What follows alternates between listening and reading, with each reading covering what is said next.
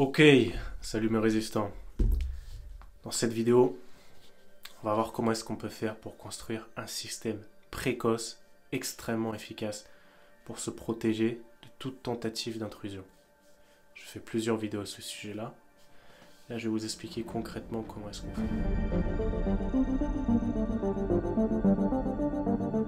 fait. Système précoce ne veut pas dire système inefficace. Loin de là. Il faut directement sortir ça de sa tête. Je le répète à chaque fois. Vous avez la conférence vidéo sur le piège humain et la protection du domicile. L'introduction au programme que je présente à mes résistants. Dans ce programme-là, j'enseigne le concept de l'entonnoir. L'entonnoir, vous voyez ce que c'est, le tunnel, hein, si on peut dire ça. C'est une succession d'étapes que l'individu va prendre, qui va le mener quelque part. Où, c'est à vous de décider où. Quand vous posez un collet dans la forêt pour piéger un lapin, un sanglier, toute autre espèce du genre, vous allez voir beaucoup de personnes qui vont déjà le mettre sur un chemin, un point de passage obligé. C'est-à-dire que l'animal a déjà un sentier reconnu, on voit qu'il y a du passage. Ensuite, le piégeur va poser un collet sur ce petit passage. Nous, on veut que la bête aille vraiment dans ce passage. Donc qu'est-ce qu'on va faire? On a le collet qui est ici. On va faire un énorme tunnel qui part de très loin. Et petit à petit, il se resserre. Le plus large il est, plus il se resserre sur le collet, et plus on aura de chances d'attraper la bête. Donc c'est le principe de l'entonnoir. L'être humain, c'est pareil. On a d'abord en place des mesures de dissuasion. Et même avant, il y a d'autres modules qui sont enseignés, mais je ne vais pas les expliquer dans cette vidéo. On a la dissuasion. La dissuasion, c'est faire en sorte que quelqu'un ne vienne pas chez vous, par tous les moyens possibles. Et il y en a des très basiques et des plus compliqués. Okay? Et ensuite, on a tout ce qui est les pièges, activation. Vous avez une propriété qui est, disons, au centre, ici.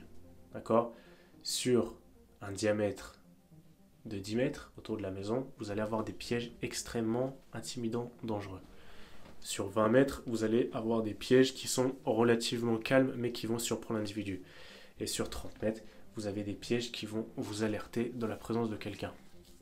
Le but, avec ça, c'est d'identifier les points faibles et les points forts de votre maison. Si jamais, par exemple, je faisais l'audit avec une résistante, elle qui avait un balcon et qui se demandait comment est-ce qu'elle allait faire pour pouvoir le sécuriser, pour éviter que quelqu'un vienne par le balcon. Donc elle a identifié, si on peut dire, le point faible de sa maison. Elle a identifié le point faible de la maison. Donc le but de l'entonnoir, c'est justement de conduire vers les points forts de la maison, et pas vers les points faibles. Ok? Si jamais il va aller sur le point faible de la maison, ça va être compliqué parce que l'entonnoir va le guider sur une seule direction. Peut-être que c'est pas très clair, mais vous allez comprendre. Par exemple, disons que ma porte d'entrée, c'est le point faible de ma maison. Qu'est-ce que je vais faire? Déjà, je vais déjà renforcer cette porte d'entrée-là. Comme on l'a fait pour la résistante, on a renforcé son balcon. On a renforcé les accès pour y arriver. Porte d'entrée, point faible. Je vais guider l'individu avec une succession de pièges et d'étapes vers la porte d'entrée qui sera renforcée. Et même si elle n'est pas renforcée, c'est pas grave. Pourquoi? Parce que vous serez alerté lorsqu'un individu va enchaîner ces successions de piégeages. Et vous, à partir de là, normalement, en tant que bon survivaliste, vous avez des armes de défense. Peu importe ce que c'est. Vous avez une arbalète comme ça. Ça, c'est ce que je leur apprends à l'intérieur. Vous avez un carreau. Et bon, là, je ne l'ai pas sur moi. Vous avez une mousse. Vous savez, à la piscine, on a des mousses. Les mousses, là, on a les planches et on fait le crawl. Moi, j'ai pris ça. J'ai découpé un carré de mousse. Je l'ai mis sur la pointe. Alors j'ai enlevé la pointe, d'accord, je l'ai dévissé et j'ai laissé juste la flèche, le carreau. J'ai scotché et ça faisait un gros tampon. Ça, je peux vous garantir qu'en termes de défense, ça fait très mal. Ok, ça peut même tuer parce que moi, c'est arrivé. Que sur certains tirs, la mousse s'enlève carrément et la flèche transperce quand même. Et donc là, vous avez bien compris que ça peut faire très mal. Vous allez guider l'individu, succession d'étapes, et ensuite, bam, armez tout ce que vous avez armé. On monte au fur et à mesure l'intensité des pièges. On ne met pas les pièges les plus balèzes en premier, on les met au fur et à mesure. Le but, c'est de démoraliser l'individu, et si jamais il persiste, là, à partir de là, on lui envoie la soudure. vous serez alerté en temps réel que la menace ennemie sera là. Qu'est-ce que vous allez faire? En temps de paix, vous allez directement appeler la police. Vous allez dire, il y a un individu hostile dans ma propriété. Je vous appelle, venez au plus vite. Le temps que la police arrive, vous temporisez la chose. Si jamais le mec essaie de vous parler, essayez d'ignorer. Ok? Si jamais vous voyez que le mec est violent, commence à forcer votre porte, commence à faire des trucs de ouf, carreau d'arbalète dans la tête. Ne réfléchissez pas une seconde. Si le mec est armé, que vous n'avez pas d'arme de défense, rien du tout, que le mec est armé, même si c'est un faux pistolet, on s'en fout. D'accord? Si c'est une réplique extrêmement bien faite, je ne l'ai pas sur moi là, ma réplique de Colt. Ok? Si la réplique est bien faite, vous avez le droit, normalement, de faire usage des armes à feu. Mais prenez vos précautions. Tous les conseils que je vous donne, moi, c'est pour prendre vos précautions en plus de la légitime défense.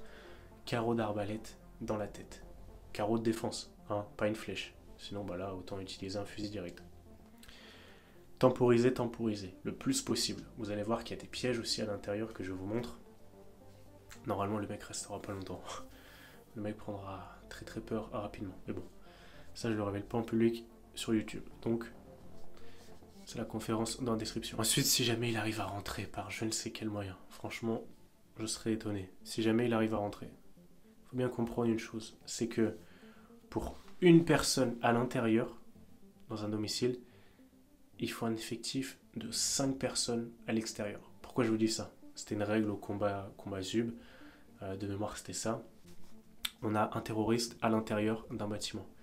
Il faut 5 personnes, 5 commandos, 5 soldats, pour pouvoir avoir l'avantage, l'équité numérique. Parce que le premier va ouvrir la porte, il va se faire fumer direct. Il faut savoir ça.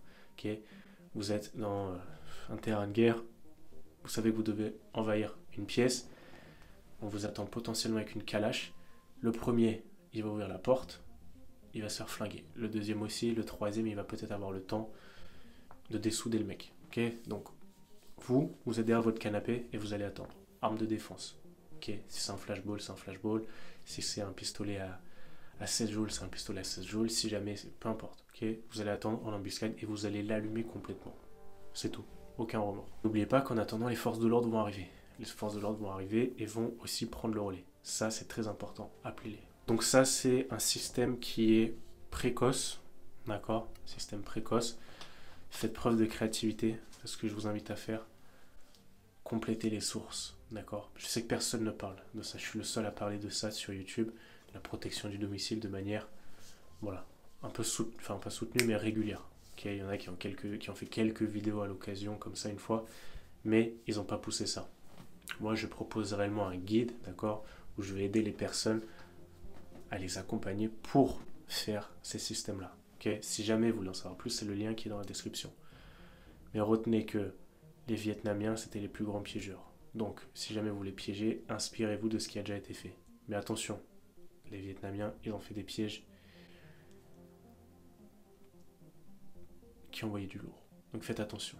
Parce que si jamais vous piégez mal, pas comme il faut, ça se retournera contre vous. Le piégeage est illégal en France, sauf à 2 conditions.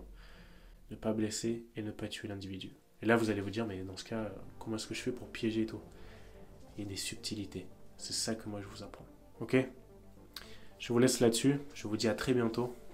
Mettez en place ce que je vous ai dit. Commencez à y réfléchir déjà. Regardez ce qu'il y a dans la description, le premier. Et je vous dis à très bientôt. Ciao.